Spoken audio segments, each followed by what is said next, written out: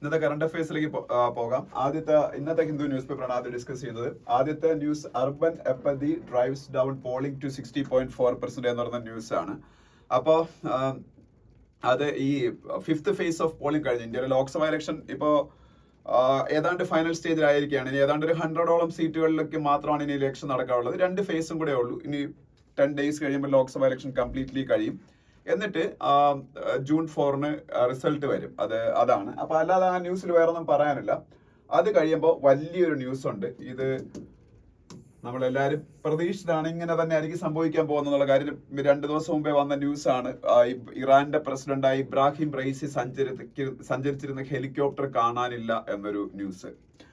വളരെ ഡിഫിക്കൽട്ട് ആയിട്ടുള്ള ഒരു ടെറൈനിൽ വെച്ച് അദ്ദേഹത്തിന്റെ ഹെലികോപ്റ്ററിനെ കാണാതാവുകയായിരുന്നു. പക്ഷെ ഹെലികോപ്റ്റർ പിന്നെ കണ്ടെത്തി, അത് തകർന്നു.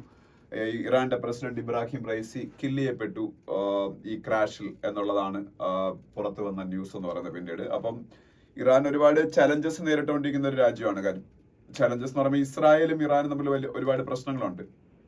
അപ്പൊ ഇസ്രായേലിനെ ഏറ്റവും കൂടുതൽ ബുദ്ധിമുട്ടിക്കുന്ന ഹമാസ്, ഇസ്ലാമിക് ജിഹാദ്, ഹൂദീസ് പോലുള്ള സംഘടനകൾ, ഹിസ്ബുള്ള പോലുള്ള സംഘടനകൾ, ഈ സംഘടനകളെല്ലാം തന്നെ അതിന്റെ ബാക്കിൽ ഇറാനാണ്. അപ്പം അതുകൊണ്ട് തന്നെ ഇസ്രായേലിന്റെ ഏറ്റവും വലിയ നോട്ടപ്പുള്ളിയാണ് ഇറാൻ എന്ന് പറയുന്നത്. അതുപോലെ ഇറാൻ ഒരുപാട് US സാങ്ഷൻസ്, US ഉപരോധങ്ങളൊക്കെ നേരിട്ടുകൊണ്ടിരിക്കുന്ന ഒരു കാലമാണ്. ഒരു കാലം എന്ന് വെച്ചാൽ കഴിഞ്ഞ കുറെ കാലം കൊണ്ട് അങ്ങനെയാണ്. അപ്പൊ അതുകൊണ്ട് പിന്നീട് ഉള്ള പ്രശ്നം എന്ന് പറയുന്നത്, ഇറാന്റെ അകത്ത് തന്നെ ഈ റൈസി ഭയങ്കര കടുത്ത മത യാഥാസ്ഥിതികനായിരുന്നു. അപ്പൊ അതുകൊണ്ട് തന്നെ ഒരുപാട് യുവാക്കളുടെ ഇടയിലൊക്കെ അദ്ദേഹത്തിന് ശത്രുക്കളും ഒക്കെ ഉണ്ട്. അപ്പോൾ അദ്ദേഹത്തിന്റെ മരണത്തിൽ പോലും പലരും സംശയം പ്രകടിപ്പിക്കുന്നുണ്ട്. അപ്പം അദ്ദേഹം മരിച്ചു. അപ്പോൾ അതൊരു വലിയ ന്യൂസ് ആയിട്ടുണ്ട്. ഇറാന്റെ സുപ്രീം ലീഡർ എന്ന് പറയുന്നത് അയത്തുള്ള അലി ഖമേനിയാണ്. അപ്പൊ ഇറാന്റെ സുപ്രീം ലീഡർ ഈ പറഞ്ഞ പ്രസിഡന്റ് അല്ല. ഇറാന്റെ സുപ്രീം ലീഡർ എന്ന് പറഞ്ഞാൽ അവിടുത്തെ മത ഭരണാധികാരിയാണ്, അയത്തുള്ള അലി ഖമേനി. അതിന്റെ കാരണം എന്ന് പറയുന്നത്, ഇറാനിലെ 1979 ഇസ്ലാമിക് റവല്യൂഷൻ നടക്കും. ആ ഇസ്ലാമിക് റവല്യൂഷനിൽ വിജയിക്കുക. അപ്പൊ അവിടുത്തെ ഒരു ഷാ ഡൈനാസ്റ്റി ഉണ്ടായിരുന്നു. ഷാ എന്ന് പറയുന്ന രാജാവ്, അദ്ദേഹത്തിനെ പുറത്താക്കിയിട്ടാണ് ഈ അവിടുത്തെ ഷിയ മുസ്ലിങ്ങളുടെ പരമോന്നത നേതാവായ അയത്തുള്ള അലി ഖമേനി അവിടുത്തെ ഭരണത്തിലേക്ക് വരുന്നത്. അപ്പൊ സുപ്രീം ലീഡർ ഓഫ് ഇറാൻ എന്ന് പറയുന്നത് അയത്തുള്ള അലി ഖമേനിയാണ്. പുള്ളിയുടെ പേരൊക്കെ ഇവിടെ ഉണ്ട്. അപ്പോ അതവിടെ ഒരു ന്യൂസ് ആയിട്ടുണ്ട്. പിന്നീട് താഴോട്ട് വരുമ്പോൾ വേറൊരു ന്യൂസ്, നമുക്ക് ഡിസ്കസ് ചെയ്യാനുള്ള വേറൊരു ന്യൂസ് എന്ന് പറയുന്നത്, UK court allows WikiLeaks founder Assange to appeal extradition to US എന്നൊരു ന്യൂസ് കാണാം. വിക്കിലീക്സ് ഞാൻ മുമ്പ് പലപ്പോഴും പറഞ്ഞിട്ടുണ്ട്. വിക്കിലീക്സ് ഇപ്പൊ അത്രത്തോളം പോപ്പുലർ അല്ല. വിക്കിലീക്സ് ഒരു 2013-12 കാലഘട്ടത്തിലൊക്കെ ഭയങ്കര ലോകത്ത് വലിയ ന്യൂസ് സൃഷ്ടിച്ച ഒരു സൈറ്റാണ് വിക്കിലീക്സ് എന്ന് പറയുന്നത്. വിക്കിപീഡിയ നമ്മൾ കേട്ടിട്ടുണ്ട്, അതുപോലെ ഒന്നാണ് വിക്കിലീക്സ്. ഒരുപാട് രാജ്യങ്ങളിലെ രഹസ്യങ്ങൾ ലീക്ക് ചെയ്ത സൈറ്റാണ്. അതുകൊണ്ടാണ് അതിന്റെ പേര് വിക്കിലീക്സ് എന്ന പേര് വരാൻ കാരണം. അപ്പോൾ US-നെയാണ് അത് ഏറ്റവും കൂടുതൽ ബുദ്ധിമുട്ടാക്കിയത്. അവരുടെ പല ഡിപ്ലോമാറ്റിക് രഹസ്യങ്ങളും ഈ വിക്കിലീക്സ് എന്ന സൈറ്റ് വഴി ലോകത്തേക്ക് സ്പ്രെഡ് ചെയ്തു. ഈ ജൂലിയൻ അസാഞ്ച് ആയിരുന്നു വിക്കിലീക്സിന്റെ ഫൗണ്ടർ, ജൂലിയൻ അസാഞ്ച്. അതിനുശേഷം അദ്ദേഹം പുറത്തിറങ്ങി നടന്ന അമേരിക്കക്കാർ പിടിച്ചു കൊല്ലുന്ന അവസ്ഥ വന്നപ്പോൾ അദ്ദേഹം പല രാജ്യങ്ങളുടെ എംബസികളിലൊക്കെ ആയിരുന്നു ജീവിച്ചു വന്നിരുന്നത്. ഈ ഇടയ്ക്ക് UK കോർട്ട് അദ്ദേഹത്തിന് US-ലേക്ക് എക്സ്ട്രഡിറ്റ് ചെയ്യാൻ, എക്സ്ട്രഡിഷൻ എന്ന് പറഞ്ഞാൽ കുറ്റവാളികളെ കൈമാറ്റം ചെയ്യുന്നതാണ് എക്സ്ട്രഡിഷൻ എന്ന് പറയുന്നത്. അപ്പൊ US-ലേക്ക് അദ്ദേഹത്തിന് എക്സ്ട്രഡിഷൻ ചെയ്യാൻ വേണ്ടിയുള്ള കേസുകൾ അവിടെ നടക്കുവാണ്. അപ്പൊ എന്തായാലും അതിനെതിരെയൊക്കെ ഒരുപാട് പ്രശ്നങ്ങളൊക്കെ അദ്ദേഹത്തിന്റെ സപ്പോർട്ടേഴ്സ് ഉണ്ടാക്കുന്നുണ്ട്. എന്തായാലും അറിഞ്ഞിരിക്കുക, ജൂലിയൻ അസാഞ്ച് ഒരു സമയത്ത് ടൈം മാഗസിന്റെ പേഴ്സൺ ഓഫ് ദി ഇയർ ആയിരുന്നു. ടൈം മാഗസിൻ എല്ലാ വർഷവും ഒരു പേഴ്സൺ ഓഫ് ദി ഇയറിനെ സെലക്ട് ചെയ്യാറുണ്ട് വേൾഡില്. അതായിരുന്നു ജൂലിയൻ അസാഞ്ച് ഒരു സമയത്ത്.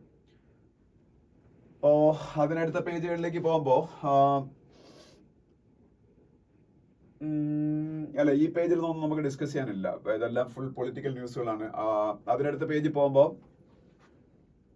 അവിടെ അതുപോലെയൊക്കെ തന്നെയാണ്. അതിനടുത്ത പേജിൽ പോകുമ്പോൾ ഫസ്റ്റ് നമുക്ക് എഡിറ്റോറിയൽസ് ആണ്. ഫസ്റ്റ് എഡിറ്റോറിയൽ എന്ന് പറയുന്നത് എ ക്ലോസർ കണ്ടസ്റ്റ് എന്ന് പറയുന്ന എഡിറ്റോറിയലാണ്.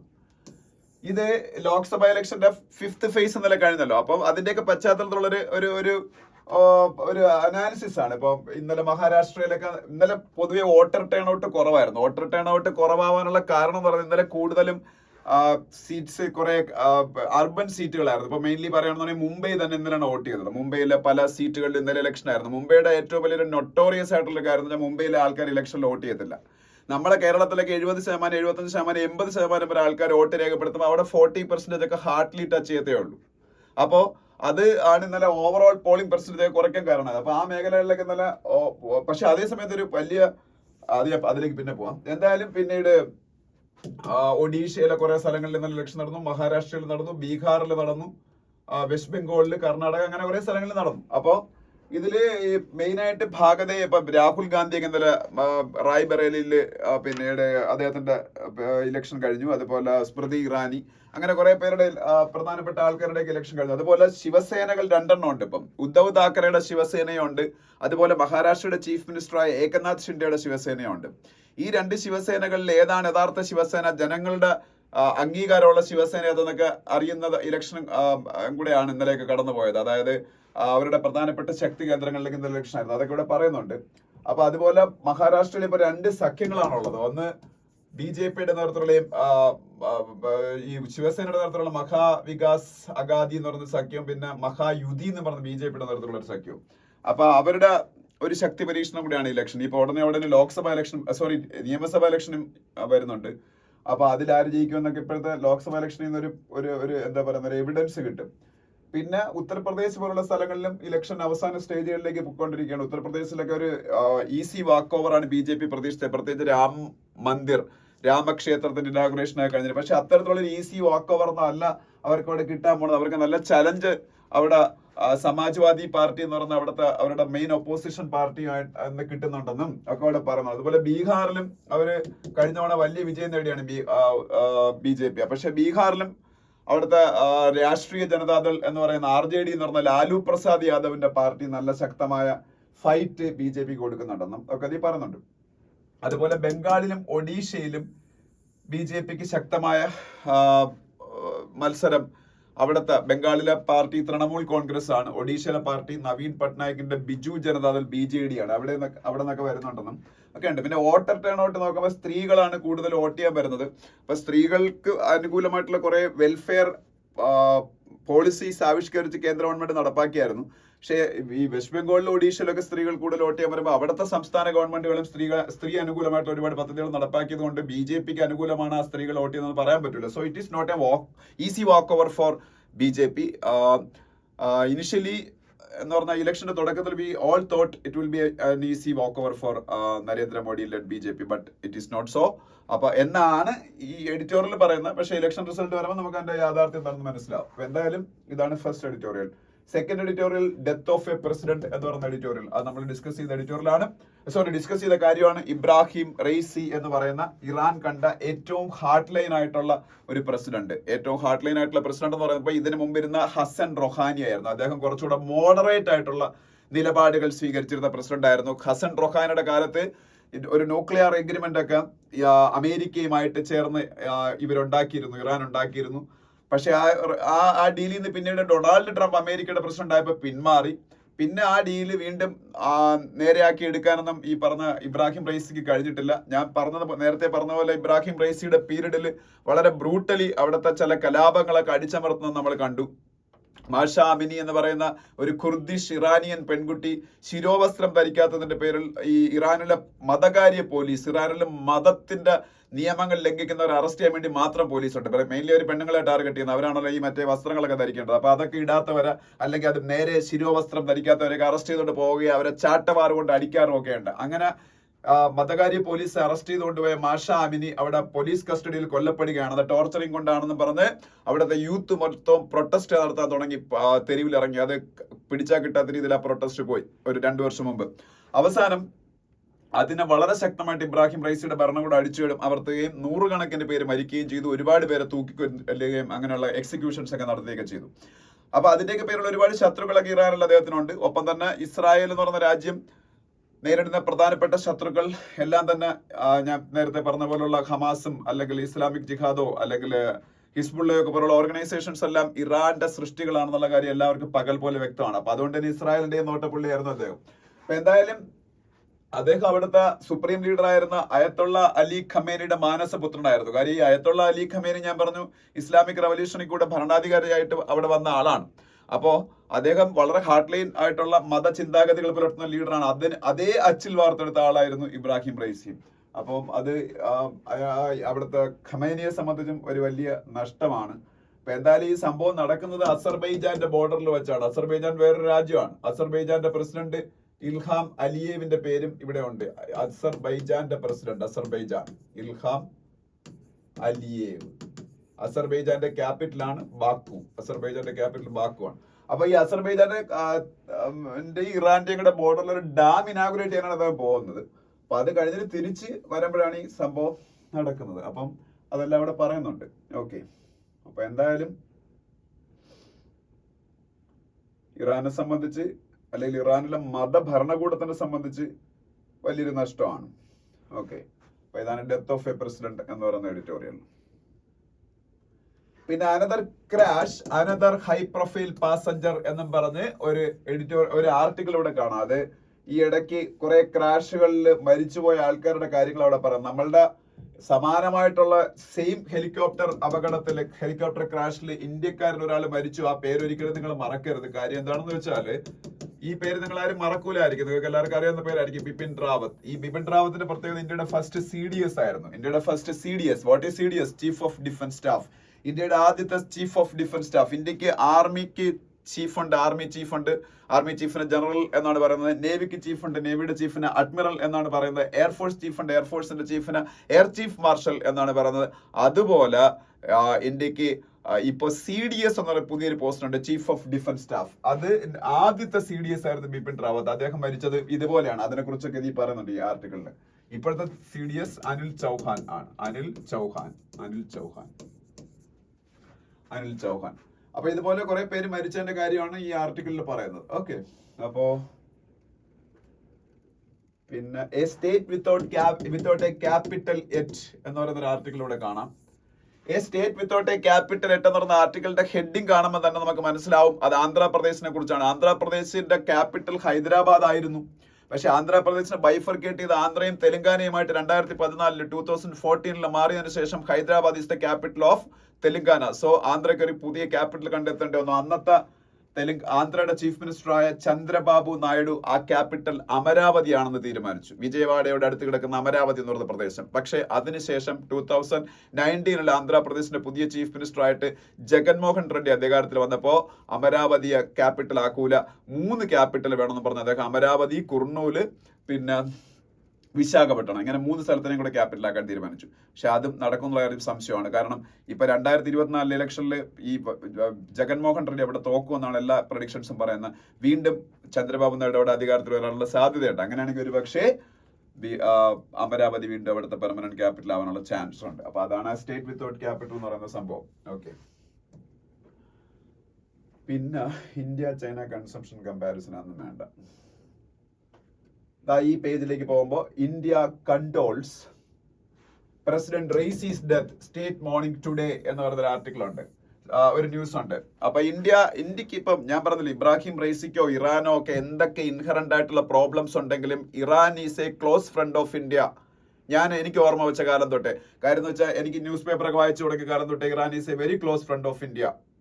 അപ്പൊ ഇറാൻ നാമിലെയും ഇന്ത്യയുടെ ഒരു ഫൗണ്ടിങ് മെമ്പറാണ്. നാം എന്ന് പറയുന്നത് നോൺ അലൈൻമെന്റ് മൂവ്മെന്റ്, ചേരിചേരാ പ്രസ്ഥാനം. അപ്പൊ ഇപ്പം തന്നെ നമ്മൾ കണ്ടാണ് ചബഹാർ പോർട്ട് എന്ന് പറയുന്നത് ഇന്ത്യക്ക് ഏറ്റവും സ്ട്രാറ്റജിക്കലി ലൊക്കേറ്റഡ് ആയിട്ടുള്ള ഇറാനിലെ പോർട്ട് ഓപ്പറേറ്റ് ചെയ്യാനുള്ള എഗ്രിമെന്റ് നമ്മൾ ഇറാനുമായിട്ട് ചേർന്ന് 10 ഇയറിലെ എഗ്രിമെന്റ് ഉണ്ടാക്കിയാണ്. അപ്പൊ നമുക്ക് ആ പോർട്ട് കൊണ്ടുണ്ടാവാൻ പോകുന്ന നേട്ടങ്ങളെ കുറിച്ചൊക്കെ ഞാൻ കഴിഞ്ഞ ദിവസങ്ങളിലൊക്കെ വീഡിയോ വഴിയൊക്കെ നിങ്ങളോട് വിശദീകരിച്ചായിരുന്നു. അതൊക്കെ കൊണ്ട് ഇറാൻ നമുക്ക് വളരെ മികച്ച ഒരു ഫ്രണ്ടാണ്. അപ്പൊ ഇറാന്റെ പ്രസിഡന്റിന്റെ മരണം ആഘോഷിക്കുന്ന ചില ആൾക്കാരെ ഞാൻ ഈ ന്യൂസ് പേപ്പർ ഫേസ്ബുക്ക് പേജുകളിലൊക്കെ ഞാൻ കണ്ടു. പക്ഷെ അത് വളരെ തെറ്റാണ്. കാരണം ഇന്ത്യ അങ്ങനെ വലുതായിട്ടൊന്നും ദ്രോഹിച്ചിട്ടില്ലാത്ത ഒരു ഇസ്ലാമിക് രാജ്യമാണ് ഇറാൻ എന്ന് പറഞ്ഞത്. പിന്നെ നമ്മളതിൽ ആനന്ദിക്കേണ്ട ഒരു കാര്യവുമില്ല. ഓക്കെ, യഥാർത്ഥം നമ്മൾ വിഷമിക്കുക വേണ്ടത്. അപ്പോ അതുകൊണ്ട് തന്നെ ഇന്ത്യയുടെ ഗവൺമെന്റ് അല്ലെങ്കിൽ ഇങ്ങനെ ചെയ്യോ, ഇന്ത്യ ഗവൺമെന്റ് ഒരു ദിവസത്തെ ദുഃഖാചരണം പ്രഖ്യാപിച്ചിരിക്കുകയാണ്. ഇന്ത്യ ഗവൺമെന്റ് ഒരു ദിവസത്തെ ദുഃഖാചരണം, സ്റ്റേറ്റ് മോർണിംഗ്. അപ്പൊ ഇന്ത്യയുടെ ഫ്ലാഗ് ഒക്കെ ഒരു ദിവസത്തേക്ക് പകുതി താഴ്ത്തി കെട്ടും. മനസ്സിലായോ? പിന്നെ ICMR distances itself from BHU study on Covaxin. കോവാക്സിന് ഉപയോഗിച്ച ആൾക്കാർക്ക് കുറെ സൈഡ് ഇഫക്ട്സ് ഉണ്ടെന്ന് പറഞ്ഞ് BHU എന്താണ്? Banaras Hindu university. BHU Banaras Hindu university എന്ന് പറഞ്ഞ ഉത്തർപ്രദേശിലെ ഒരു യൂണിവേഴ്സിറ്റിയാണ്. BHUവിന്റെ ഫൗണ്ടറാണ് പണ്ഡിറ്റ് മദൻ മോഹൻ മാളവ്യ. ഭാരതരത്നം കിട്ടിയ ഒരാളാണ് പണ്ഡിറ്റ് മദൻ മോഹൻ മാളവ്യ. മദൻ മോഹൻ മാളവ്യയാണ് BHUവിന്റെ ഫൗണ്ടർ.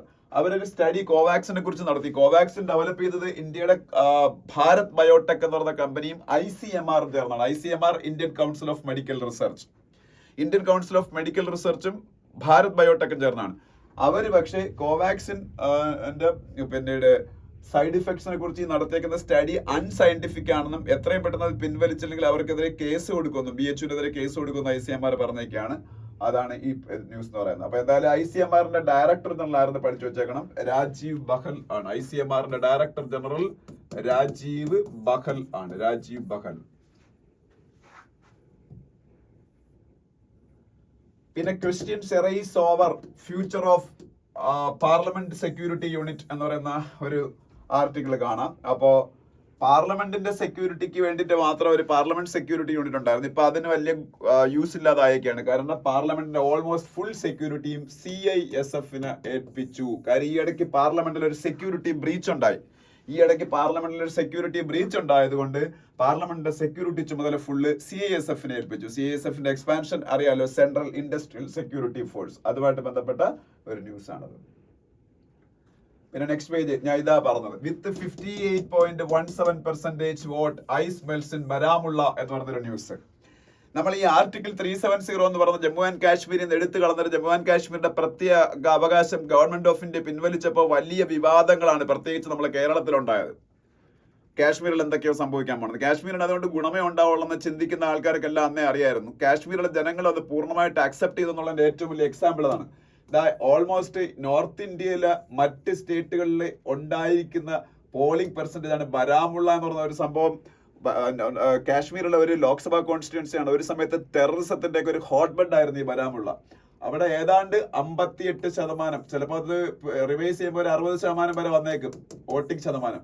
മുമ്പ് 15% വോട്ടിംഗ് ശതമാനം രേഖപ്പെടുത്തിയിരുന്ന സ്ഥലമാണ്.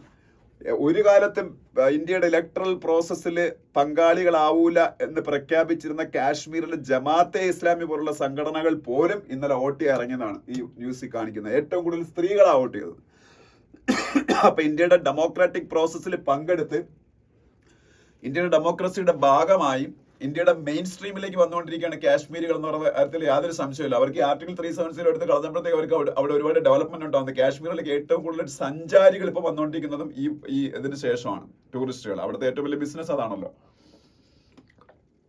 തീവ്രവാദം ഉണ്ട്, തീവ്രവാദം ഇല്ലെന്ന് പറഞ്ഞില്ല, പക്ഷെ അത് വളരെയധികം കുറഞ്ഞിട്ടുണ്ട്. എന്തായാലും നല്ല കാര്യം, ഇന്ത്യയുടെ പൊതുധാരയിലേക്ക് ആ സ്റ്റേറ്റ് ഇന്റഗ്രേറ്റ് ചെയ്യപ്പെടുന്നത്. ഇനി അതിന്റെ അടുത്ത പേജിൽ പോകുമ്പോൾ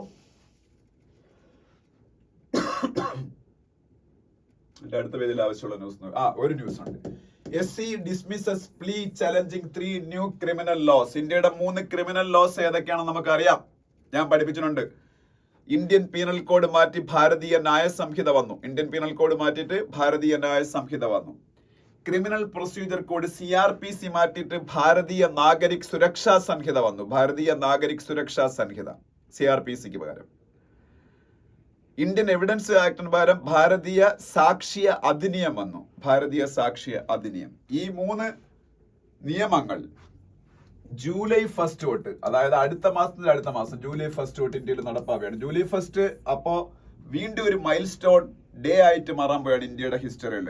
July 1 is already a very big day in Indian history because of the introduction of GST, goods and service tax, in the year 2017 on the same day, July 1. അപ്പൊ അതുകൊണ്ട് തന്നെ GST ഡേ ആണ്. അതുപോലെ തന്നെയാണ് ജൂലൈ 1 ഇതും വരാൻ പോകുന്നത്. അപ്പൊ ഇതിന് അഗേൻസ്റ്റ് ആയിട്ട് ഈ നിയമം നടപ്പാക്കാൻ പാടില്ല പ്രധാനം കൊണ്ട് PAL കൊടുത്ത്, പബ്ലിക് ഇൻട്രസ്റ്റ് ലിറ്റിഗേഷൻ സുപ്രീം കോടതി കൊണ്ടുപോയി, സുപ്രീം കോടതി തള്ളി. അതിനടുത്ത പേജിലേക്ക് പോകുമ്പോൾ ബിസിനസ് പേജിൽ നിന്ന് വലുതായിട്ടൊന്നും പറയാനില്ല. ഒരാളെ പേര് പറയാം. CCI, competition commission of India. ഇന്ത്യയുടെ ഒരു റെഗുലേറ്റർ ആണ് CCI.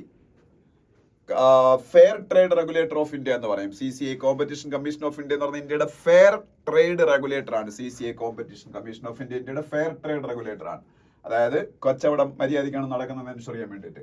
ആ CCIയുടെ ചെയർപേഴ്സൺ ഒരു സ്ത്രീയാണ്, അന്ന് അറിഞ്ഞിരിക്കണം, Ravneet Kaur, competition commission of ഇന്ത്യയുടെ ചെയർപേഴ്സൺ. നെക്സ്റ്റ് പേജിലേക്ക് പോകുമ്പോൾ റഷ്യ യുക്രൈൻ യുദ്ധത്തിൽ ഒരുപാട് യുക്രൈന്റെ പ്രദേശങ്ങൾ പിടിച്ചെടുത്തുകൊണ്ടിരിക്കുകയാണ്. പിന്നെ അതുപോലെ ഇബ്രാഹിം റൈസി മരിച്ചതിനെ കുറിച്ചുള്ള ന്യൂസ് ഇവിടെ കാണാം. തൈവാന്റെ പുതിയ ലീഡർ ആയിരുന്നു, തൈവാന്റെ പുതിയ പ്രസിഡന്റ്. തൈവാൻ ചൈനയുടേതാണെന്ന് ചൈന അവകാശപ്പെടുന്ന പ്രദേശമാണ് തൈവാൻ. തൈവാനിലെ പുതിയ പ്രസിഡന്റ് അധികാരം ഏറ്റെടുത്തു, അറിഞ്ഞിരിക്കുക.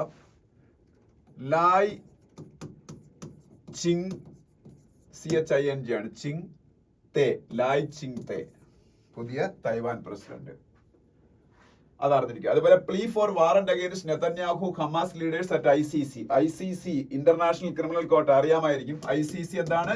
International criminal court. ICC international criminal കോർട്ടിന്റെ ഇന്റർനാഷണൽ ക്രിമിനൽ കോർട്ടിന്റെ ഹെഡ്ക്വാർട്ടേഴ്സ് എവിടെയെന്ന് പറഞ്ഞിരിക്കുന്നത് ഹേഗ് ആണ്. ഹേഗ് എവിടെയാണെന്ന് വെച്ചാൽ നെതർലാൻഡ്സിലാണ്. നെതർലാൻഡ്സിലെ ഹേഗിലാണ് ICCയുടെയും ICJയുടെയും ഇന്റർനാഷണൽ കോർട്ട് ഓഫ് ജസ്റ്റിസിന്റെയും ഹെഡ്ക്വാർട്ടേഴ്സ്. ICCയുടെയും ICJയുടെയും ഹെഡ്ക്വാർട്ടേഴ്സ് ആണ് ഹേഗ്, നെതർലാൻഡ്സ് എന്ന് പറയുന്നത്.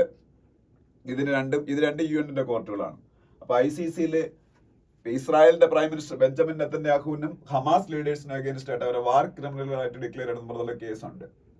പിന്നെ IPL ഒന്നും പറയുന്നില്ല. അതിനടുത്ത പേജിൽ നെല്ലി കോർദയെ കുറിച്ചുള്ള ന്യൂസ് ഉണ്ട്. ജസ്റ്റ് ഒന്ന് അറിഞ്ഞിരിക്കണേ, പറഞ്ഞാണ്. നെല്ലി കോർദ വേൾഡിലെ നമ്പർ 1 ഫീമെയിൽ ഗോൾഫ് പ്ലെയർ. വേൾഡിലെ നമ്പർ 1 ഫീമെയിൽ ഗോൾഫ് പ്ലെയർ ആണ് നെല്ലി കോർദ. അപ്പൊ ഇത്രയാണ് ഈ ഇന്നത്തെ പത്രം. ഇനി ഇന്നലത്തെ നോക്കാം. അല്ല, ഇത് സൺഡേയിലെ ന്യൂസ് പേപ്പർ ആണ്. സൺഡേയിലെ ന്യൂസ് പേപ്പർ മിനിഞ്ഞാത്ത ന്യൂസ് പേപ്പർ ആണ്. അത് ഡിസ്കസ് ചെയ്യാൻ വിട്ടുപോയി.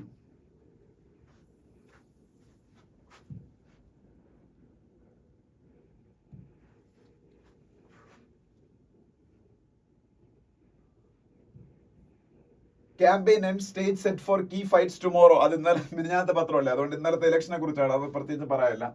An address in India minted at post office എന്ന് പറയുന്ന ഒരു ന്യൂസ് ആണ്. അത് വേറെ ഒന്നുമല്ല, CAA ഇംപ്ലിമെന്റേഷനെ കുറിച്ചാണ്. CAA എന്താണെന്ന് അറിയാമല്ലോ, citizenship amendment act. CAA citizenship amendment act എന്നത് പാകിസ്ഥാനിൽ നിന്ന്, ബംഗ്ലാദേശിൽ നിന്ന്, അഫ്ഗാനിസ്ഥാനിൽ നിന്നും അഫ്ഗാനിസ്ഥാനിൽ നിന്നും ഇന്ത്യയിലേക്ക് മൈഗ്രേറ്റ് ചെയ്ത അവിടുത്തെ പെർസിക്യൂട്ടഡ് മൈനോറിറ്റീസ്, മതപരമായിട്ടുള്ള പീഡനങ്ങൾ ഏറ്റുവാങ്ങി ഇങ്ങോട്ടേക്ക് വന്ന മൈനോറിറ്റീസ്, അതെന്ന് പറഞ്ഞത് ഹിന്ദുസ്, ക്രിസ്ത്യൻസ്, സിഖുകാർ, ബുദ്ധമതക്കാർ, ജൈനമതക്കാർ, പാഴ്സികൾ, ഈ 6 പേർക്ക് സിറ്റിസൺഷിപ്പ് കൊടുക്കുന്നതിന് വേണ്ടിയിട്ടുള്ളതാണ്. അതിന്റെ സിറ്റിസൺഷിപ്പ് കൊടുത്തു തുടങ്ങി. അതുമായിട്ട് ബന്ധപ്പെട്ട ന്യൂസാണ്. പോസ്റ്റ് ഓഫീസിലൊക്കെ പോയ അതിനുവേണ്ടി അപ്ലൈ ചെയ്യാം. അതുമായിട്ട് ബന്ധപ്പെട്ട ന്യൂസാണ്. പിന്നെ താഴോട്ട് വരുമ്പോ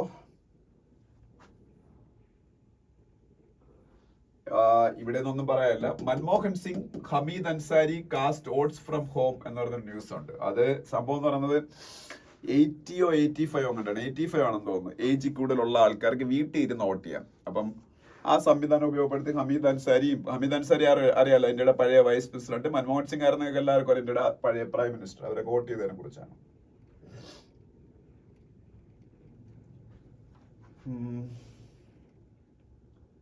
ഇവിടെ ഒന്നും പ്രത്യേകിച്ചൊന്നും പറയാനില്ല.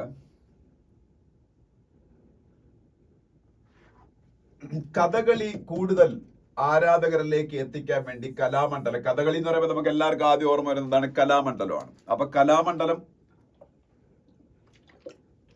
ഒരു സ്ഥാപനവുമായി, സെൻട്രൽ ഗവൺമെന്റ് ഒരു സ്ഥാപനവുമായിട്ട് കരാറിലെത്തി. ആർട്ടിഫിഷ്യൽ ഇന്റലിജൻസ് AI ഉപയോഗിച്ചുകൊണ്ട് കഥകളിയെ കൂടുതൽ ജനകീയമാക്കാൻ വേണ്ടിയിട്ട് കലാമണ്ഡലം ഒരു ഇൻസ്റ്റിറ്റ്യൂഷനുമായിട്ട്, ഒരു എഞ്ചിനീയറിംഗ് ഇൻസ്റ്റിറ്റ്യൂഷനുമായിട്ട് കരാറിലെത്തി. അത് ആരാണെന്ന് അറിഞ്ഞിരിക്കണം. ജസ്റ്റ് ഒന്ന് അറിഞ്ഞിരുന്ന നല്ലതാണ്. IITM IITM അല്ല, ട്രിപ്പിൾ ഐറ്റിയുടെ expansion Indian institute of information technology എന്നാണ്. Indian institute of information technology, IT, Indian institute of information technology. കോട്ടയത്താണത്, കേരളത്തില്. ഓക്കെ.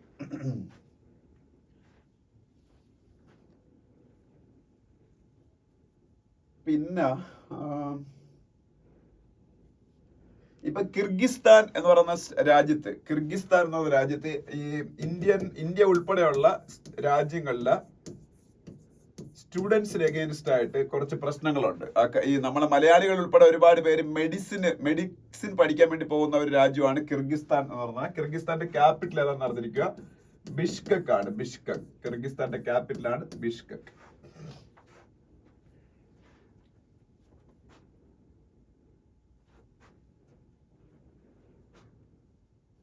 പിന്നീട് ഈ വോട്ട് ഞാൻ പറഞ്ഞില്ലേ, വീട്ടിൽ ചെയ്യാൻ പറ്റുന്ന 85 വയസ്സിൽ കൂടുതലുള്ളവർക്കാണ്. 85 മുകളിൽ ഏജ് ഉള്ള ആൾക്കാർക്കാണ് വോട്ട് വീട്ടിൽ ചെയ്യാൻ പറ്റുന്നത്. 80 85 എന്ന് പറഞ്ഞില്ലേ, 85 മുകളിലുള്ള ആൾക്കാർക്കാണ്.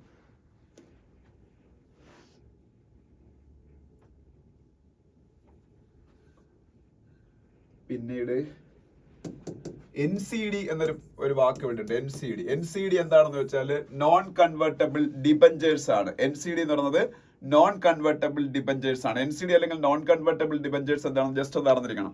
എന്താണെന്ന് ഡിബഞ്ചേഴ്സും ബോണ്ടുകളും ഇത് രണ്ടും ഏതാണ്ട് സമാനമായിട്ടുള്ള സംഗതികളാണ്. Debentures and bonds, both of them are use to collect money from people as debt. അതായത് കടമായിട്ട് ആൾക്കാരുടെ കയ്യിൽ നിന്ന് പൈസ കളക്ട് ചെയ്യാൻ വേണ്ടിയിട്ട് കമ്പനീസ് ഒക്കെ യൂസ് ചെയ്യുന്ന രണ്ട് മെത്തേഡുകളാണ് NCD, non convertible debentures and bonds എന്ന് പറയുന്നത്. അപ്പൊ ഇത് രണ്ടും കടമായിട്ട് വാങ്ങുന്നതാണ്ട് രണ്ടിലും കൊടുക്കുന്ന ഇതെന്ന് പറയുന്നത് ഇൻട്രസ്റ്റ് ആണ്. ഇൻട്രസ്റ്റ് കൊടുക്കും, ഒരു പീരീഡ് കഴിയുമ്പോൾ ആ പൈസ തിരിച്ചു കൊടുത്ത് അവർ ഈ ബോണ്ടും NCD ഒക്കെ തിരിച്ചു വാങ്ങുകയും ചെയ്യും.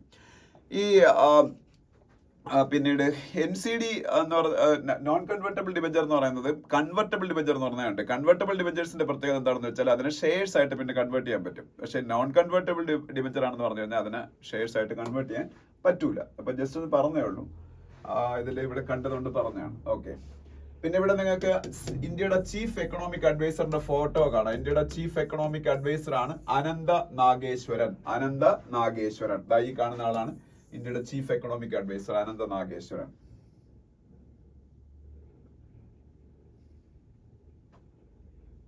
പിന്നെ ഇത് സയൻസ് പേജ് ആണ്, അത് വേണ്ട.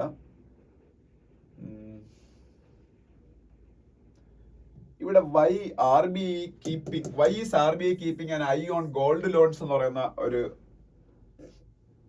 ആർട്ടിക്കിൾ ഉണ്ട്. അപ്പൊ അതില് ഈ ഗോൾഡ് ലോൺ കൂടുതലും കൊടുക്കുന്നത് നമുക്കറിയാം NBFCs ആണ്. കൂടുതലും ഗോൾഡ് ലോൺ കൊടുക്കുന്ന NBFCസിന്റെ മെയിൻ ബിസിനസ് ആണ് ഈ ഗോൾഡ് ലോൺ എന്ന് പറയുന്നത്. ഇപ്പൊ ബാങ്കുകൾ ഗോൾഡ് ലോൺ കൊടുക്കുന്നുണ്ട്, അവരുടെ മെയിൻ ബിസിനസ് ഗോൾഡ് ലോൺ അല്ലല്ലോ. ഗോൾഡ് ലോൺ ഉണ്ടെന്നേ ഉള്ളൂ. NBFCs പറയുന്നത് നോൺ ബാങ്കിങ് ഫിനാൻഷ്യൽ കമ്പനീസ്. ഇപ്പൊ മുത്തൂറ്റ്, മണപ്പുറം ഒക്കെ പോലുള്ള സ്ഥാപനങ്ങളല്ലേ, അവർ എല്ലാ NBFCs ആണ്, നോൺ ബാങ്കിങ് ഫിനാൻഷ്യൽ കമ്പനീസ്. അവരുടെ ഏറ്റവും പ്രധാന ബിസിനസ് എന്ന് പറഞ്ഞാൽ ഗോൾഡ് ലോൺ ആണ്. ഈ NBFCസിനെ റെഗുലേറ്റ് ചെയ്യുന്നതും RBI ആണ്. NBFCs റെഗുലേറ്റ് ചെയ്യുന്നതും ആരാണ്? RBI. ഇപ്പൊ ഏതെങ്കിലും ഒരു എക്സാമിന് നിങ്ങളുടെ ചോദിക്കുകയാണ് നോൺ ബാങ്കിങ് ഫിനാൻഷ്യൽ കമ്പനീസ് NBFCസിനെ റെഗുലേറ്റ് ചെയ്യുന്നതാണെന്ന് വെച്ചാൽ RBI ആണ്. നമ്മൾ കരുതുന്ന പോലെ ബാങ്കുകൾ മാത്രമല്ല RBI റെഗുലേറ്റ് ചെയ്യുന്നത്, NBFCസിനെ റെഗുലേറ്റ് ചെയ്യുന്നുണ്ട്. MFI എന്ന് പറയുന്ന സ്ഥാപനങ്ങളുണ്ട്, മൈക്രോ ഫിനാൻസ് ഇൻസ്റ്റിറ്റ്യൂഷൻസ്, അതാണ് MFI. അതുപോലെ പേയ്മെന്റ് ബാങ്കുകൾ ഉണ്ട്, സ്മോൾ ഫിനാൻസ് ബാങ്കുകളുണ്ട്. ഇതിനെല്ലാത്തിനെ റെഗുലേറ്റ് ചെയ്യുന്നത് RBI ആണ്. അപ്പം ഈ NBFCs ആയിട്ട് ബന്ധപ്പെട്ട് അവർ പറഞ്ഞേക്കുന്ന ഒരു സംഭവം എന്ന് വെച്ചാൽ ഗോൾഡ് ലോൺ കൊടുക്കുമ്പോൾ ഗോൾഡിന്റെ വാല്യൂന്റെ 75% കൂടുതൽ ലോൺ കൊടുക്കാൻ പാടില്ലെന്നാണ്. ഗോൾഡിന്റെ വാല്യൂന്റെ 75%. ഇപ്പൊ അതാ ഗോൾഡിന് ഒരു പവന് 55,000 രൂപയുണ്ട്. ഇന്നലെ അത് ഏതാണ്ട് 55,000 രൂപ ആയിട്ടുണ്ട്. അപ്പൊ അതിന്റെ 75% അതിൽ കൂടുതൽ ലോൺ കൊടുക്കാൻ പാടില്ല. 75% എന്ന് പറയുമ്പോഴത്തേക്ക് ഇപ്പം 55,000 10% എത്രയാണ്? 5,500. അപ്പോ 70% എന്ന് പറയുമ്പോഴത്തേക്ക് 37,500. പിന്നെ അപ്പൊ ഏതാണ്ട് ഒരു 42,000 രൂപ അതിൽ കൂടുതൽ ലോൺ കൊടുക്കാൻ പാടില്ലെന്നാണ്. മനസ്സിലായോ? അപ്പോ ഓൾമോസ്റ്റ് 42,000. അപ്പൊ അതിൽ കൂടുതൽ ലോൺ കൊടുക്കാൻ പാടില്ല. 50,000 രൂപയാണ് സ്വർണത്തിന്റെ വില. അതുകൊണ്ട് 50,000 രൂപ എനിക്ക് തരണമെന്ന് പറഞ്ഞാൽ കൊടുക്കാൻ പറ്റൂല. ഓക്കെ, അങ്ങനെ കൊടുത്താൽ ആ NBFCക്ക് എതിരെ ആക്ഷൻ വരും. അതാണ് RBIയുടെ റൂൾ എന്ന് പറഞ്ഞത്. അപ്പൊ അതായത് സ്വർണത്തിന്റെ വാല്യൂന്റെ 75%. പക്ഷെ ഇപ്പൊ ചില NBFCs RBI ഇങ്ങനെ പറഞ്ഞിട്ടുണ്ടെങ്കിലും അതിൽ കൂടുതൽ കൊടുക്കാൻ തുടങ്ങി. അപ്പൊ അത് RBIയുടെ നയങ്ങൾക്ക് എതിരെയാണ്. അപ്പൊ അതുകൊണ്ട് NBFCസിന് കൂടുതൽ ശക്തമായ കുറെ നിയമങ്ങൾ RBI കൊണ്ടുവരും. അതിനെ കുറിച്ചാണ്. പിന്നെ നെക്സ്റ്റ് പേജിലേക്കൊക്കെ പോകുമ്പോൾ India's gateway to central Asia എന്ന് പറഞ്ഞ് ചബഹാറിനെ കുറിച്ചൊരു ന്യൂസ് ഉണ്ട്. ഇത് ഞാനൊരു 1 minute വീഡിയോ ആയിട്ട് ബിജു നായർ ഫാക്ട് ചെക്സ് എന്ന് പറഞ്ഞ യൂട്യൂബ് ചാനലില് ചബഹാർ പോർട്ടിന്റെ ഇന്ത്യയുടെ ഇമ്പോർട്ടൻസ് ഞാൻ പറഞ്ഞിട്ടുണ്ട്. ചബഹാർ പോർട്ടിന്റെ ഇന്ത്യയുടെ ഇമ്പോർട്ടൻസിൽ ഒരെണ്ണം ഞാൻ പറഞ്ഞ അഫ്ഗാനിസ്ഥാനിലേക്കുള്ള ഇന്ത്യയുടെ ഗേറ്റ് വേ ആണ്. രണ്ടാമത്തത് അഫ്ഗാനിസ്ഥാൻ വഴി ഇന്ത്യക്ക് സെൻട്രൽ ഏഷ്യൻ രാജ്യങ്ങൾ, യൂറേഷ്യൻ രാജ്യങ്ങൾ അവിടേക്കൊക്കെ പോകാൻ പറ്റും. കസാക്കിസ്ഥാൻ, ഉസ്ബെക്കിസ്ഥാൻ, താജിക്കിസ്ഥാൻ, കിർഗിസ്ഥാൻ ഇങ്ങോട്ടൊക്കെ പോകാൻ പറ്റും. So it's a gateway to central Asia also. അതാണ് ഈ പറഞ്ഞേക്കുന്നത്. അതുപോലെ മൂന്നാമത്തെന്ന് വെച്ചാൽ INSTC എന്ന് പറഞ്ഞൊരു കോറിഡോർ ഇന്ത്യ ഉണ്ടാക്കിയാണ്, ഇന്ത്യയും റഷ്യയും ചേർന്ന് ഒരു connectivity corridor. INSTC international north south transport corridor. International north south transport corridor INST. ഈ INSTCയുടെയും പ്രധാന പങ്കുവയ്ക്കാൻ വേണം ചബഹാറാണ്. So it is a very important port for India and it is a very strategically located port for India. അപ്പം അതിനെക്കുറിച്ചാണ് പറയുന്നത്. പിന്നെ താഴോട്ട് വരുമ്പം കാൻസ് ഫിലിം ഫെസ്റ്റിവലിനെ കുറിച്ച്. കാൻസ് എവിടെയാണെന്ന് അറിയാലോ എല്ലാവർക്കും. കാൻസ് എന്ന് പറഞ്ഞാൽ ഫ്രാൻസിലാണ് കാൻസ് ഫിലിം ഫെസ്റ്റിവൽ.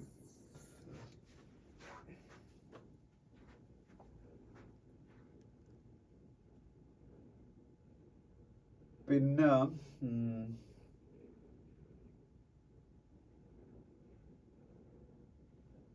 ഇവിടെ വേറെ ഒന്നും പറയാനില്ല. ഇന്റർനാഷണൽ പേജിലൊന്നും പറയാനില്ല. സ്പോർട്സ് പേജില് ഇല്ല. സാത്വിക് സായിരാജ് ചിരാഗ് ഷെട്ടി സഖ്യം അത് പറയാനുണ്ട്. സാത്വിക് സായിരാജ് ചിരാഗ് ഷെട്ടി. സാത്വിക് സായിരാജ് ചിരാഗ് ഷെട്ടി. ഈ ഒരു പേര് സാത്വിക് സായിരാജ് ചിരാഗ് ഷെട്ടി പേര് വേൾഡ് നമ്പർ 1 പദവിയിലേക്ക് വീണ്ടും തിരിച്ചു വരികയാണ്. ഇവർ ഇന്ത്യയുടെ ബാഡ്മിന്റൺ ഡബിൾസ് പെയർ ആണ്. അവർ അങ്ങനെ വേൾഡ് നമ്പർ 1 പദവിയിലേക്ക് തിരിച്ചു വരാൻ കാരണം അവർ മിനിഞ്ഞാന്ന് തായ്ലൻഡ് ഓപ്പൺ വിൻ ചെയ്തു. Thailand open. അതാണ് ന്യൂസ്. അപ്പോ അത്രയാണ് ആ ന്യൂസ് പേപ്പർ. ഇനി ഇന്നലത്തെ ന്യൂസ് പേപ്പർ.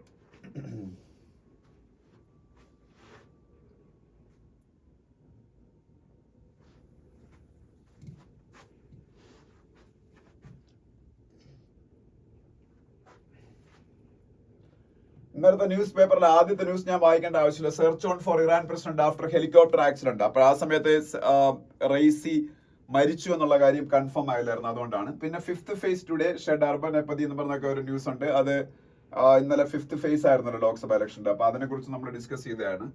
പിന്നെ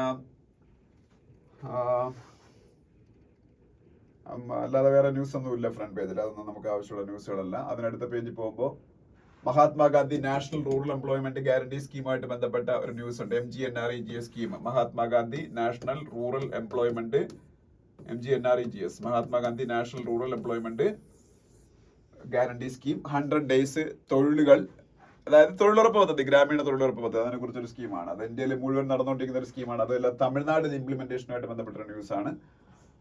ഇത് റൂറൽ ഡെവലപ്മെന്റ് മിനിസ്ട്രിയാണ് നടപ്പാക്കുന്നത്.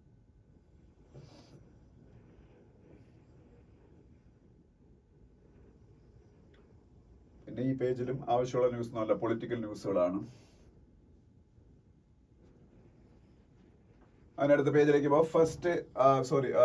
ആദ്യത്തെ രണ്ട് എഡിറ്റോറിയൽസ് ഉണ്ട്. ഫസ്റ്റ് എഡിറ്റോറിയൽ ഓർഡിനറി മെൻ എന്ന് പറയുന്ന എഡിറ്റോറിയലാണ്. ആം ആദ്മി പാർട്ടിയെ കുറിച്ചുള്ള എഡിറ്റോറിയലാണ്. ആം ആദ്മി പാർട്ടി എന്ന് പറയുന്ന പാർട്ടി രൂപീകരിച്ചത് ഭയങ്കര ആന്റി കറപ്ഷൻ ക്രുസൈഡർ ആയിട്ടൊക്കെയാണ് അരവിന്ദ് കെജ്രിവാൾ വരുന്നത്. പക്ഷേ അരവിന്ദ് കെജ്രിവാൾ ഇപ്പൊ ദിവസം കഴിയുന്നതോറും ഓരോരോ കറപ്ഷൻ കേസുകളിൽ പെട്ടുപോകുന്ന അവസ്ഥയാണ് ഇപ്പം കാണുന്നത്. ഇന്നലെ ആം ആദ്മി പാർട്ടി ഫണ്ട് സ്വീകരിച്ചതിൽ 7.5 കോടി രൂപ ഫെമ വയലേഷൻ വഴിയാണ് സ്വീകരിച്ചേക്കുന്നത് ഇന്നലെ ED കണ്ടെത്തിയിട്ടുണ്ട്. FEMA foreign exchange management act violation വഴി. അതുപോലെ രണ്ടാമതായിട്ട് ഇപ്പൊ ഓൾറെഡി എക്സൈസ് കേസിൽ ഡൽഹി എക്സൈസ് കേസ് എന്ന് പറഞ്ഞൊരു കേസിൽ അരവിന്ദ് കെജ്രിവാൾ ജയിലിലാണ്. ഇപ്പം ഇലക്ഷൻ ക്യാമ്പയിനിങ്ങിന് വേണ്ടിയിട്ടാണ് ജാമ്യം കിട്ടിയത്. ജൂൺ 2 അദ്ദേഹത്തിന് തിരിച്ച് വീണ്ടും ജയിലിൽ പോകേണ്ടി വരും. അദ്ദേഹത്തിന്റെ ഡെപ്യൂട്ടി ആയിരുന്ന മനീഷ് സിസോദിയ ഓൾറെഡി വർഷങ്ങളായിട്ട് ജയിലിലാണ്.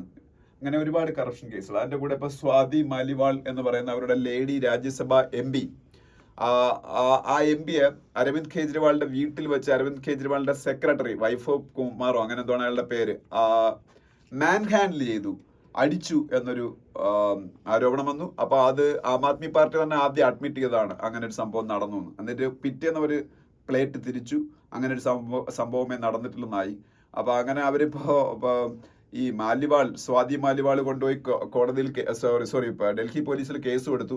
അരവിന്ദ് കെജ്രിവാളിന്റെ ഈ പറഞ്ഞ സെക്രട്ടറിയെ ഡൽഹി പോലീസ് അറസ്റ്റ് ചെയ്തു. അതിന്റെ പേരിൽ ഇപ്പൊ അവര് അജിറ്റേഷൻ സ്റ്റാർട്ട് ചെയ്തു. പക്ഷെ അത് വളരെ തെറ്റായിട്ടുള്ള കാര്യമാണ്. അവർ തന്നെ അഡ്മിറ്റ് ചെയ്താണ്. എന്നിട്ട് ഇപ്പൊ ഈ കാണിക്കുന്ന തെറ്റാണ്. അപ്പൊ ആം ആദ്മി പാർട്ടി ചെയ്യുന്നത് വളരെ തെറ്റാണെന്നുള്ള രീതിയിലുള്ള ഒരു എഡിറ്റോറിയലാണ് ഫസ്റ്റ് എഡിറ്റോറിയൽ എന്ന് പറയുന്നത്.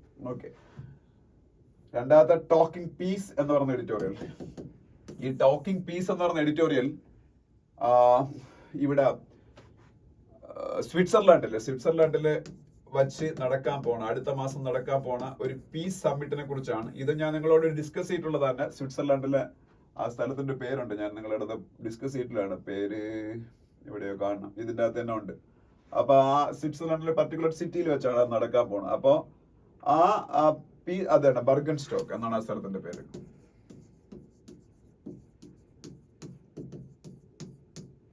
ബർഗൻ സ്റ്റോക്ക് എന്ന് പറയുന്ന സിറ്റിയിൽ വെച്ച് നടക്കാൻ പോകണം. അപ്പൊ അതിൽ ഇന്ത്യയെ പങ്കെടുപ്പിച്ച് അടങ്ങോളം വാശിയിലാണ് ഇതിന്റെ സംഘാടകർ. കാരണം ഇന്ത്യക്ക് ഇതിന് കൊടുത്തേക്കുന്ന ഇമ്പോർട്ടൻസിന്റെ ഏറ്റവും വലിയൊരു ഉദാഹരണമായിട്ട് അവർ ഇതിൽ എഡിറ്റോറിയൽ പറയുന്നത്, ഓൾറെഡി സ്വിറ്റ്സർലൻഡിന്റെ ഫോറിൻ മിനിസ്റ്റർ ഇന്ത്യയിൽ വന്ന് ഇൻവൈറ്റ് ചെയ്തു, എന്നിട്ട് പിന്നെ ഫോറിൻ സെക്രട്ടറി ഇന്ത്യയിൽ വന്ന് ഇൻവൈറ്റ് ചെയ്തു, എന്നിട്ട് യുക്രൈനിയൻ ഫോറിൻ മിനിസ്റ്റർ ഇന്ത്യയിൽ വന്ന് ഇൻവൈറ്റ് ചെയ്തു. ഇപ്പൊ ഇവരെല്ലാവരും ഇന്ത്യയെ മാക്സിമം പങ്കെടുക്കാൻ ശ്രമിക്കുന്നുണ്ട്. കാരണം ഇന്ത്യ റഷ്യയുടെയും കൂടെ ഒരു മികച്ച സുഹൃത്താണ്. അപ്പം അതൊരു കാര്യമാണ്. പിന്നെ ബ്രിക്സ് രാജ്യങ്ങളിൽ റഷ്യ ഒഴിച്ച് ബാക്കി എല്ലാവരും അവർ ഇൻവൈറ്റ് ഉണ്ട്. ബാക്കി BICS, ബ്രിക്സിൽ റഷ്യ പോയാൽ ബാക്കി BICS, Brazil, India, China, south Africa. ഇതിൽ സൗത്ത് ആഫ്രിക്കയിൽ ഇപ്പൊ പ്രസിഡൻഷ്യൽ ഇലക്ഷൻ നടക്കുകയാണ്. അതുകൊണ്ട് സൗത്ത് ആഫ്രിക്ക പങ്കെടുക്കൂലെന്ന് ഓൾറെഡി പറഞ്ഞു. ബ്രസീൽ പങ്കെടുക്കൂലെന്നും പറഞ്ഞു. പിന്നെ ഇന്ത്യയും ചൈനയേ ഉള്ളൂ. ഇന്ത്യയുടെയും ചൈനയുടെയും സ്റ്റാൻഡ് ഇതുവരെയും വെളിപ്പെടുത്തിയിട്ടില്ല. ബ്രസീലിന്റെ പ്രസിഡന്റ് ലുല ഡെസിൽവയാണ്. ലുല ഡെസിൽവ അദ്ദേഹം അതിൽ പങ്കെടുക്കൂലെന്ന് ആദ്യമേ പറഞ്ഞു. സൗത്ത് ആഫ്രിക്കയുടെ പ്രസിഡന്റ് സിറിൽ രാമഫോസയാണ്. സിറിൽ രാമഫോസ അദ്ദേഹം പങ്കെടുക്കൂലെന്ന് പറഞ്ഞിട്ടുണ്ട്. അപ്പൊ ഇനി ചൈനയുടെ പ്രസിഡന്റ് ഷീ ജിൻപിങ്, ഇന്ത്യയുടെ പ്രൈം മിനിസ്റ്റർ ഇപ്പൊ മോഡിയാണ്. ഇനി ഇലക്ഷൻ കഴിഞ്ഞിട്ട് ആരാണെന്ന് അറിഞ്ഞൂടെ. കാര്യം ഇലക്ഷൻ കഴിഞ്ഞ് റിസൾട്ട് വന്നതിന് ശേഷമാണ് ഇത് നടക്കാൻ പോണത്. അപ്പൊ ഇന്ത്യ അതിൽ പങ്കെടുക്കേണ്ടതിന്റെ ആവശ്യകതയെ കുറിച്ചല്ല ആലോചിച്ച് മാത്രമേ ഇന്ത്യ പങ്കെടുക്കുള്ളൂ എന്ന് പറഞ്ഞേക്കുന്നത്. അപ്പൊ ഇന്ത്യ അതിൽ പങ്കെടുക്കണ്ട എന്നുള്ള രീതിയിലാണ് ഹിന്ദു ഒരു എഡിറ്റോറിയൽ വന്നേക്കുന്നത്. അതിന്റെ കാരണം വേറെ ഒന്നുമല്ല. ഒന്നാമത്തെ കാര്യം റഷ്യ പങ്കെടുക്കുന്നില്ല. രണ്ടാമത്തെ കാര്യം ഇതിൽ ഈ യുദ്ധം ഭയങ്കരമായിട്ട് റഷ്യ മുന്നേറിക്കൊണ്ടിരിക്കുകയാണ്. അപ്പൊ ഇതിൽ റഷ്യയോ യുക്രൈനോ ആരെങ്കിലും ഒരാൾ നിലപാട് മാറ്റണം. യുക്രൈൻ പരാജയം ഒന്നുകിൽ സമ്മതിക്കണം, അല്ലെങ്കിൽ റഷ്യ അവർ സീസ് ഫയറിന് തയ്യാറാവണം. ഇവർ തയ്യാറാവാത്തിടത്തോളം കാലം ഇങ്ങനെ ഒരു പീസ് സമ്മിറ്റ് നടത്തണമെന്ന് പ്രത്യേകിച്ച് കാര്യമില്ല. പിന്നെ വലിയ ഒരു സ്റ്റേക്ക് ഹോൾഡറായ റഷ്യ ഇതിൽ പങ്കെടുക്കുന്നുമില്ല. അപ്പോൾ റഷ്യക്ക് എഗെയിൻസ്റ്റ് ആയിട്ടുള്ള ഒരു മീറ്റിംഗ് ആയിട്ട് മാറാൻ സാധ്യതയുണ്ട്. ഇന്ത്യയുടെ ഏറ്റവും മികച്ച സുഹൃത്താണ് റഷ്യ. അപ്പൊ അത്തരത്തിലുള്ള ഒരു മീറ്റിംഗിൽ പങ്കെടുക്കണം എന്നുള്ള കാര്യം ഇന്ത്യ ആലോചിച്ച് മാത്രം തീരുമാനിക്കേണ്ട കാര്യമാണ്. അപ്പൊ അതിനെ കുറിച്ചുള്ള ഒരു പറഞ്ഞാണ്.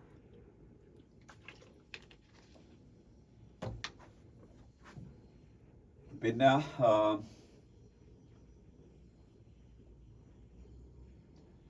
ഇവിടെ വേറെ ഒന്നും പറയാനില്ല. അതിനടുത്ത പേജിലേക്ക് പോവാം. ഇവിടെ ഒരു സംഭവമുണ്ട്, ഒരു ആർട്ടിക്കിൾ വേണമെങ്കിൽ വായിച്ചു നോക്കുക. Renew the generalised system of preferences എന്ന് പറയുന്ന ഒരു ആർട്ടിക്കിൾ. GSP അല്ലെങ്കിൽ ജനറലൈസ്ഡ് സിസ്റ്റം ഓഫ് പ്രിഫറൻസസ് ഇതെന്താണ് എന്ന് ജസ്റ്റ് അത് പറയാം. GSP എന്താണെന്ന ഒരു എക്സ്പാൻഷൻ എങ്കിലും പഠിച്ചു വെച്ചേക്കാൻ ശ്രമിക്കുക. GSP generalised system of preferences അതെന്താണെന്ന് ചോദിച്ചാൽ, US പോലുള്ള ഡെവലപ്ഡ് കൺട്രീസ് ഇന്ത്യ പോലുള്ള ഡെവലപ്പിംഗ് കൺട്രീസിന് തന്നുകൊണ്ടിരുന്ന ഒരു ആനുകൂല്യമാണ്. ഇന്ത്യക്ക് ഇപ്പൊ ആനുകൂല്യം തരുന്നില്ല US. ഒരു 3-4 വർഷം മുമ്പ് അത് എടുത്ത് കളഞ്ഞു. ഇന്ത്യ പോലുള്ള ഡെവലപ്പിംഗ് നേഷൻസിന് US പോലുള്ള ഡെവലപ്ഡ് കൺട്രീസ് എന്താണ് സംഭവം എന്ന് വെച്ചാൽ, കുറെ ഡ്യൂട്ടി വേവേഴ്സ് അങ്ങോട്ടും ഇങ്ങോട്ടും ട്രേഡ് നടത്തുമല്ലോ, കച്ചവടം നടത്തുമല്ലോ. അപ്പൊ അങ്ങനെ കച്ചവടം നടത്തുന്ന സമയത്ത് ഡെവലപ്പിംഗ് രാജ്യങ്ങളിൽ നിന്നുള്ള കമ്പനീസിന് അല്ലെങ്കിൽ ഇതുപോലെ എക്സ്പോർട്ട് ഇമ്പോർട്ട് ഒക്കെ നടത്തുന്ന ആൾക്കാർക്ക് കുറെ ഡ്യൂട്ടി വേവേഴ്സ് അല്ലെങ്കിൽ താരിഫ് വേവേഴ്സ് ചെയ്തു കൊടുക്കും. എന്തിനാ അങ്ങനെ ചെയ്യുന്നത് വെച്ചാല്, ഡെവലപ്പിംഗ് നേഷൻസിലെ ട്രേഡ് ഒക്കെ ബൂസ്റ്റ് ചെയ്യാൻ വേണ്ടിയിട്ട്, അവരെ ഗ്രോത്ത് എൻഷുർ ചെയ്യാൻ വേണ്ടിയിട്ട്. അപ്പൊ അങ്ങനെ കുറെ നഷ്ടം ഡെവലപ്ഡ് നേഷൻസ് സഹിച്ചുകൊണ്ട് കുറെ താരിഫ് വേവേഴ്സ് ഒക്കെ കൊടുക്കും ഈ ഡെവലപ്പിംഗ് നേഷൻസിന് വേണ്ടിയിട്ട്. അപ്പൊ ഇന്ത്യ ഒരു മെച്യൂർഡ് ആയിട്ടുള്ള ഒരു എക്കോണമി ആയിട്ട് മാറി. So India is A booming economy. So India doesn't want these kinds of or India is not eligible for these kinds of exemptions under GSP generalized system of preferences എന്നുള്ള ഒരു അസംഷനിൽ US government ഇന്ത്യക്കുള്ളത് പിൻവലിച്ചു. പക്ഷെ അങ്ങനെ GSP കൂടുതലായിട്ട് കൊടുക്കേണ്ടതിന്റെ ആവശ്യകതയെ കുറിച്ച് പറഞ്ഞുകൊണ്ടിരിക്കുന്ന ഒരു ആർട്ടിക്കിളാണ് ഈ article. GSP generalised system of preferences. Next page പോകുമ്പോൾ, why was Purkayastha's arrest invalidated. ഇത് നമ്മളൊരു എഡിറ്റോറിയൽ ആയിട്ട് ഡിസ്കസ് ചെയ്ത കാര്യമാണ്. എന്നാലും ജസ്റ്റ് ഒന്നുകൂടെ പറയാം. ന്യൂസ് ക്ലിക്ക് എന്ന് പറയുന്ന ഒരു ന്യൂസ് പോർട്ടൽ ഉണ്ടായിരുന്നു, ന്യൂസ് ക്ലിക്ക്. അതിന്റെ ഫൗണ്ടറാണ് ഈ പറഞ്ഞ പ്രബീർ പുരകയസ്ത. അയാള് ചൈന ഫണ്ടിങ് സ്വീകരിച്ചുകൊണ്ട് ആന്റി ഇന്ത്യ ന്യൂസുകൾ അയാളുടെ പോർട്ടൽ വഴി പ്ലാൻ ചെയ്തു എന്നുള്ളൊരു വാഷിംഗ്ടൺ പോസ്റ്റ് പത്രത്തിന്റെ റിപ്പോർട്ട് വരിക. അതിന്റെ അടിസ്ഥാനത്തിൽ NIA അയാൾക്കെതിരെ കേസെടുക്കുകയും അയാൾ അറസ്റ്റ് ചെയ്ത് UAPA ചുമത്തി ജയിലിൽ കൊണ്ടിടുകയും ചെയ്തു. UAPA, unlawful activities prevention act.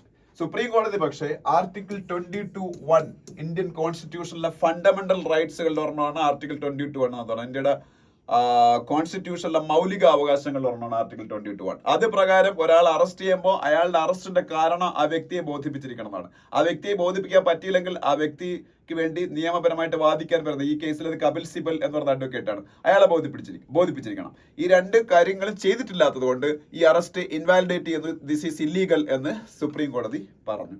എന്നിട്ട് അയാളെ പുറത്തു വിട്ടു. അതാണ് സംഭവം എന്ന് കരുതി അയാൾക്കെതിരെയുള്ള കേസ് അതുപോലെ തന്നെ ഉണ്ട്. അയാള് ഈ ചൈനീസ് ഫണ്ട് സ്വീകരിച്ചില്ല എന്നുള്ള എന്റെ കാര്യങ്ങളൊക്കെ ഇനി വരുന്നേ ഉള്ളൂ. അയാളല്ലാതെ പുണ്യാളനായിട്ടൊന്നും പ്രഖ്യാപിച്ചില്ല. കേസ് അറസ്റ്റ് ചെയ്ത രീതി ഇല്ലീഗൽ എന്നാ പറഞ്ഞേക്കുന്നത്. ഓക്കെ, അപ്പൊ അതിനെ കുറിച്ചായി article.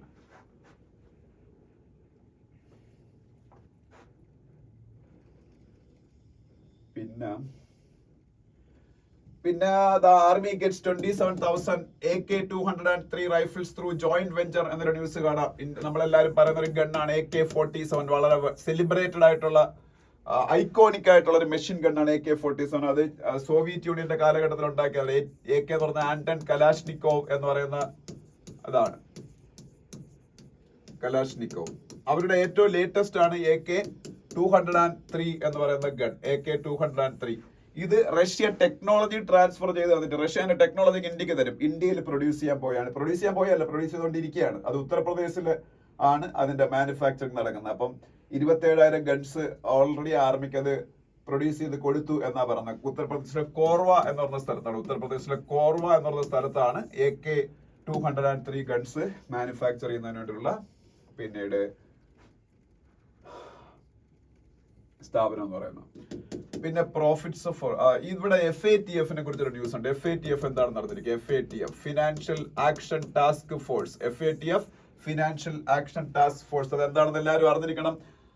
UN-ന്റെ anti terror financing watch dog ആണ്. തീവ്രവാദത്തിനുള്ള ഫണ്ടിങ് ഏതെങ്കിലും രാജ്യങ്ങളോ ആ രാജ്യങ്ങളിലെ സംഘടനകളോ വ്യക്തികളോ കൊടുക്കുന്നില്ല എന്ന് എൻഷുർ ചെയ്യാൻ വേണ്ടിയിട്ട് പ്രവർത്തിക്കുന്ന UN-ന്റെ സംഘടനയാണ് FATF financial action task force. And headquarters Paris ആണ്. പാരീസ്. പിന്നെ ഇത് പൊളിറ്റിക്കൽ ന്യൂസുകളാണ് ഈ പേജ്. അതിന്റെ അടുത്ത പേജിലേക്ക് പോവാം. അതിന്റെ അടുത്ത പേജ് പോകുമ്പോൾ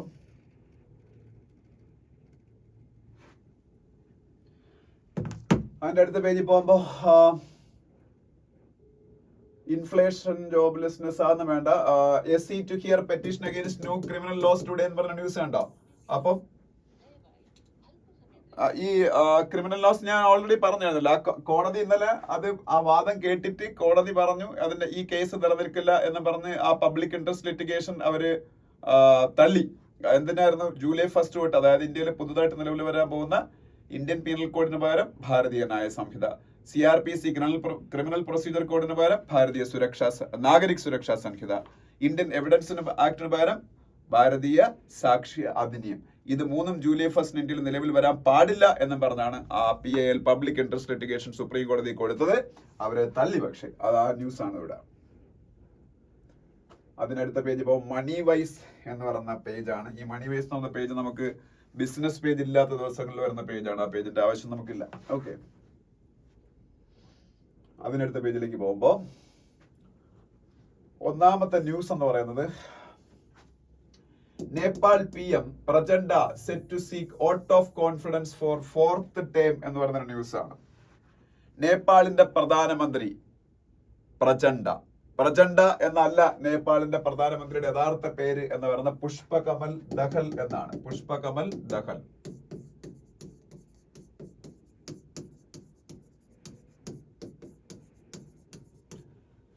അപ്പം ഈ നേപ്പാളിന്റെ prime minister Prachanda vote of confidence നേടാൻ പോയാണെന്നാണ് ഈ ന്യൂസ് കൊടുത്തത്. കാരണം അവിടെ ഒരു കോalition ഗവൺമെന്റ് ആണ്. അപ്പൊ ആ കോalition ഗവൺമെന്റ് ആകുമ്പോൾ സ്വാഭാവികമായിട്ട് ഒറ്റയ്ക്ക് ഭരിക്കാനുള്ള ഭൂരിപക്ഷം കാണത്തില്ല. അപ്പൊ അവർ ആരെങ്കിലും ഒക്കെ സഹായത്തിലൂടെ ആയിരിക്കും ഭരിക്കുന്നത്. അപ്പൊ ആരൊക്കെയോ അവിടെ പിന്തുണ പിൻവലിച്ചു, സപ്പോർട്ട്. സോ അവിടെ എന്ത് ചെയ്യേണ്ടി വരും? വോട്ട് ഓഫ് കോൺഫിഡൻസ് തേടേണ്ടി വരും. അപ്പൊ അതിനെ കുറിച്ചാണ്. പിന്നെ Elon Musk launches Starlink internet service in Indonesia എന്നൊരു ന്യൂസ് ഉണ്ട്. ഇന്തോനേഷ്യ എന്ന രാജ്യത്തിന്റെ പ്രത്യേകത വേൾഡിലെ ഏറ്റവും വലിയ ആർച്ചിപ്പെലാഗോ ആണ്. വേൾഡിലെ ഏറ്റവും വലിയ ആർച്ചിപ്പെലാഗോ എന്ന് പറഞ്ഞാൽ ഏറ്റവും വലിയ കളക്ഷൻ ഓഫ് ഐലൻഡ്സിനെയാണ് ആർച്ചിപ്പെലാഗോ എന്ന് പറഞ്ഞത്. വേൾഡിലെ ഏറ്റവും വലിയ ആർച്ചിപ്പെലാഗോ ആണ് ഇന്തോനേഷ്യ. ഒപ്പം തന്നെ ലോകത്തിലെ ഏറ്റവും കൂടുതൽ മുസ്ലിംസ് താമസിക്കുന്ന രാജ്യം, ഏറ്റവും കൂടുതൽ മുസ്ലിം പോപ്പുലേഷൻ ഉള്ള രാജ്യവും ഇന്തോനേഷ്യയാണ്. ആ ഇന്തോനേഷ്യയിൽ എലോൺ മസ്ക്, വേൾഡിലെ റിച്ചസ്റ്റ് മെന്നിൽ ഒരാളായ Elon Musk Starlink service start ചെയ്യുന്നതാണ്. സ്റ്റാർലിങ്ക് എന്ന് പറഞ്ഞാൽ ഈ ഉപഗ്രഹങ്ങൾ വഴി സാറ്റലൈറ്റ്സ് വഴി ഇന്റർനെറ്റ് കൊടുക്കുന്നതിനുള്ള ഒരു കമ്പനിയാണ് സ്റ്റാർലിങ്ക്. മാത്രമല്ല അത്തരത്തിലുള്ള കമ്പനികൾ വേറെ ഉണ്ട്. ബ്രിട്ടീഷ് കമ്പനിയായ വൺ വെബ് എന്ന് പറയുന്ന കമ്പനിയൊക്കെ അതുപോലുള്ള കമ്പനിയാണ് വൺ വെബ് ഇവരൊക്കെ. അപ്പൊ സാറ്റലൈറ്റ് വഴി ഇന്റർനെറ്റ് കൊടുക്കുന്ന കമ്പനിയാണ് എലോൺ മസ്കിന്റെ സ്റ്റാർലിങ്ക് എന്ന് പറയുന്ന കമ്പനി. അതുപോലെ തന്നെ അറിഞ്ഞിരിക്കുക മറ്റൊരു കാര്യം, Slovak PM Fico's life is no longer in danger. Slovakia, ഞാൻ നിങ്ങളെ പറഞ്ഞില്ലാണ്, പണ്ടത്തെ ചെക്കോസ്ലോവാക്യ സ്പ്ലിറ്റ് ആയാണ് ചെക്ക് റിപ്പബ്ലിക്കും സ്ലോവാക്യയും ഉണ്ടായത്. സ്ലോവാക്യയുടെ പ്രൈം മിനിസ്റ്റർ ആണ് റോബർട്ട് ഫിക്കോ. ഈ റോബർട്ട് ഫിക്കോയെ പിന്നീട് വെടിവെച്ച് കൊല്ലാൻ ശ്രമിച്ചു. അദ്ദേഹം കുറച്ച് ക്രിട്ടിക്കൽ കണ്ടീഷനിലാണ് റോബർട്ട് ഫിക്കോ.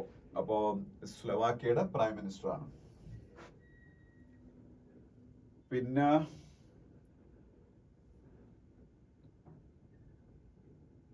അവിടെ മറ്റു ന്യൂസുകളൊന്നും പറയാനില്ല. അപ്പൊ നമുക്കിനി സ്പോർട്സ് പേജിലേക്ക് പോവാം. സ്പോർട്സ് പേജിൽ ഇംഗ്ലീഷ് പ്രീമിയർ ലീഗിനെ കുറിച്ചുള്ള ന്യൂസുകളൊക്കെയാണ് ഇവിടെ ഉള്ളത്. ഇംഗ്ലീഷ് പ്രീമിയർ ലീഗ് എന്ന് പറയുന്നത് ഇംഗ്ലണ്ടിന്റെ ഫുട്ബോൾ ലീഗാണ് ഇംഗ്ലീഷ് പ്രീമിയർ ലീഗ്. അതിനെ കുറിച്ചുള്ള ന്യൂസുകളുണ്ട്. പിന്നെ നെക്സ്റ്റ് പേജിലേക്ക് പോകുമ്പോൾ IPL കുറിച്ചുള്ള ന്യൂസാണ്. IPL കുറിച്ചുള്ള ന്യൂസ് പ്രത്യേകിച്ച് അവിടെ ഒന്നും പറയാനില്ല. കാര്യം IPL ഏതാണ്ട് ഫൈനൽ സ്റ്റേജസിലേക്ക് വന്നിട്ടുണ്ട്. ഇനി ലാസ്റ്റ് പേജിൽ പോകുമ്പോൾ ഞാൻ നിങ്ങളുടെ ഓൾറെഡി പറഞ്ഞ തന്നെ സാത്വിക് സായിരാജ് ചിരാഗ് ഷെട്ടി സഖ്യം തായ്ലൻഡ് ഓപ്പൺ വിൻ ചെയ്തതിനെ കുറിച്ചുള്ള ന്യൂസ് ഉണ്ട്.